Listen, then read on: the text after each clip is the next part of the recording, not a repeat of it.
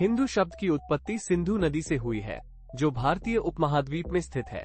प्राचीन फारसी में सिंधु नदी को हिंदू कहा जाता था और बाद में ये शब्द पूरे क्षेत्र और इसके निवासियों का प्रतिनिधित्व करने के लिए विस्तारित हो गया। हिंदू शब्द का प्रयोग सबसे पहले प्राचीन फारसी में 6ठी शताब्दी ईसा पूर्व में किया गया था। बाद में इसे यूनानियों और रोमनों द्वारा अपनाया गया, जिन्होंने इसे इंडिका या इंडिया के रूप में प्रयोग किया। हिंदू धर्म का इतिहास बहुत पुराना है और इसके मूल वेदों में 1500 ईसा पूर्व के आसपास के हैं। हिंदू धर्म में विभिन्न देवता, दर्शन और परंपराएं शामिल हैं, जो समय के साथ विकसित हुई हैं।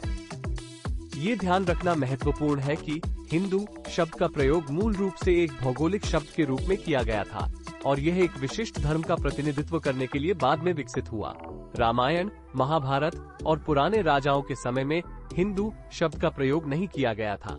ये शब्द बाद में विकसित हुआ और इसका प्रयोग मुख्य रूप से भारतीय उपमहाद्वीप के निवासियों और उनके धर्म का वर्णन करने के लिए किया गया।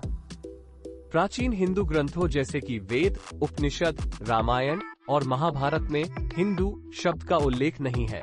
इसके बजाय ये ग्रंथ आर्य या भारत जैसे शब्दों का प्रयोग करते हैं, जो क्षेत्र और इसके निवासियों का वर्णन करते हैं।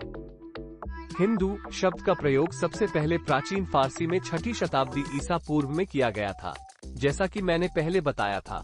बाद में इसे यूनानियों और रोमनों द्वारा अपनाया गया और मध्य युग में मुस्लिम विद्वानों द्वारा इसका प्रयोग किया गया।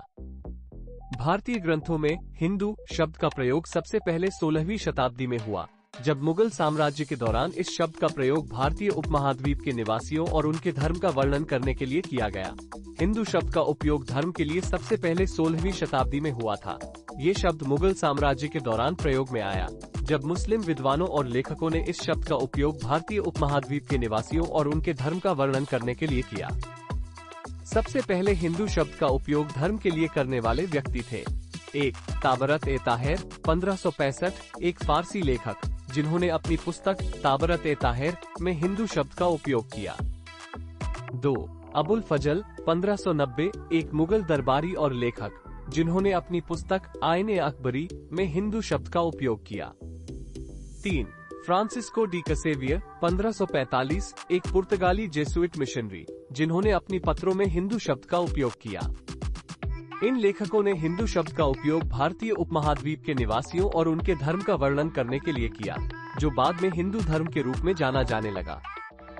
रामायण, महाभारत, वेद और पुराण में सनातन धर्म या वैदिक धर्म का जिक्र किया गया है।